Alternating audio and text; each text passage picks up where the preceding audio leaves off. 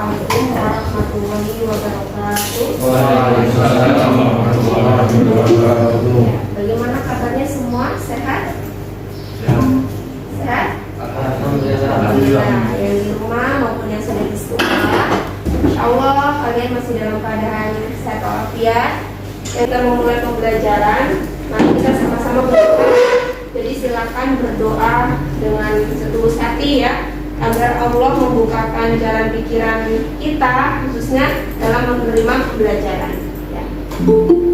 Amin. Ar-Rahmanir-Rahim. Maliki yaumiddin. Bishrah li sadri wa yassir li amri wahlul 'uqdatam min lisani yafqahu qawli. Pembelajaran di KD 3.1 berkaitan dengan menghindari dosa besar. Jadi ini penting sekali. LGBT masuk dalam kategori dosa besar. Itu kaumnya Nabi. Kaumnya Nabi. Mantap. Jadi perilaku tersebut sudah pernah terjadi pada masanya kaum Nabi Lut ya. Itu merupakan peringatan bagi generasi seterusnya. Kemarin kita sudah membahas berkaitan dengan perilaku membunuh ya pertama. Jadi membunuh juga itu masuk dalam kategori dosa besar. Baiklah, kita akan melanjutkan materi berkaitan dengan KD 3.1. Untuk hari ini Umi akan putarkan video. Silakan disimak penjelasan Umi. Umi sudah masukkan dalam video. Silakan disaksikan dengan saksama. Jika ada yang perlu ditanyakan silakan ditulis. Di akhir video nanti kita akan diskusi tanya jawab seperti itu ya. Yang akhwat ataupun yang ikhwan silakan untuk aktif yang di sekolah maupun yang di rumah seperti itu ya. Baik, kita akan langsung ya.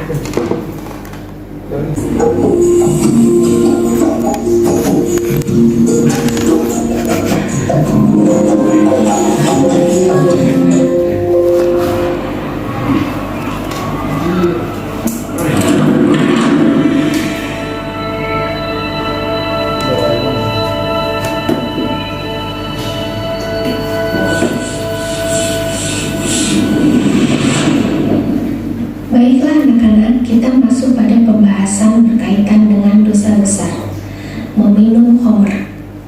Khamr secara kebahasaan berarti menghalangi dan menutupi.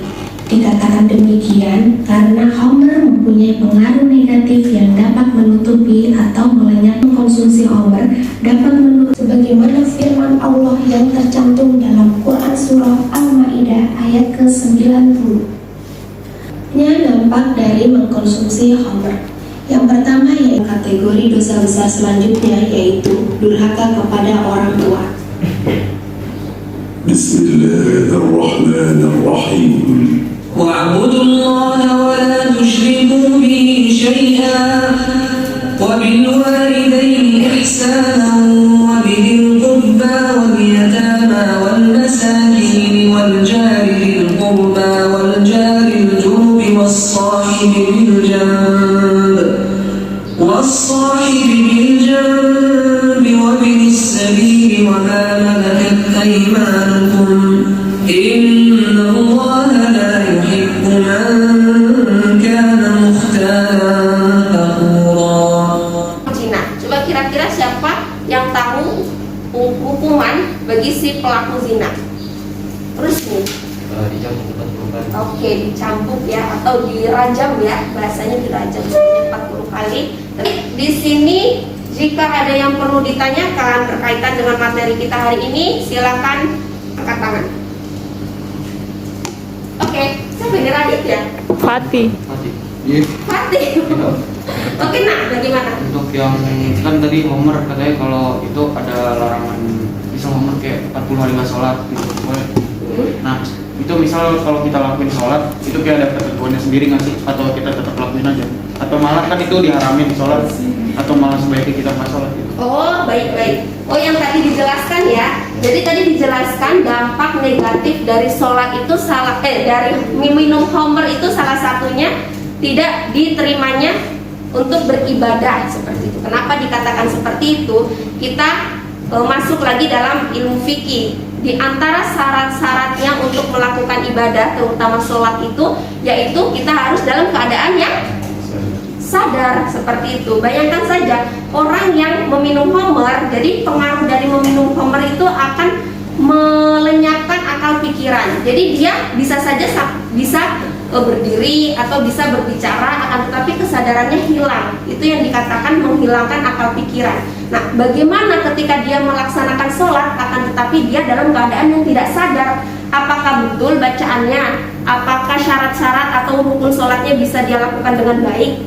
Pasti tidak ya, itu pun sudah menjadi syarat-syarat dari sholat. Jadi itulah dampak negatif dari orang yang mengkonsumsi khamr. Jadi walaupun dia sholat, jelas sholatnya tidak diterima karena salah satu syarat dari sholat itu sudah gugur seperti itu.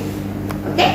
Cuma kan itu kan hilang kesadaran Mami. Iya. Cuman saya pernah punya teman Islam itu dia waktu itu mabuk juga, tapi dia itu udah 10 hari, itu 10 hari pokoknya udah sadar banget. Itu kan berarti udah masuk syarat ini. Oh, udah gitu. masuk kesadaran. Oh gitu, maksudnya ada yang mengatakan bahwasanya orang yang mengkonsumsi khamr tidak boleh sholat 40 Ya, hari gitu ya. hari. Oh, kalau itu nanti kita kembali kepada kajian fikih ya. Kalau berkaitan dengan hal tersebut.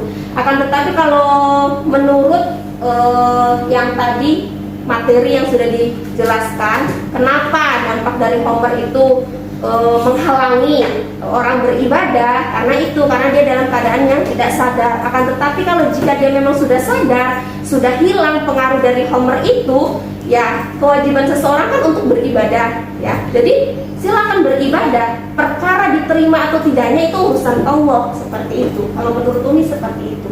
Ya jangan kita berpatokan ketika seseorang itu meminum khamr dan efeknya misalkan hanya 5 jam, kemudian kesadarannya dia sudah kembali lagi, kita berpatokan belum 40 hari kita pun akan melakukan sholat itu sia-sia karena tidak diterima. Jangan kita berpatokan pada hal tersebut, akan tetapi kita kembalikan hakikat manusia dan jin itu diciptakan untuk jadi poinnya di situ. Oke.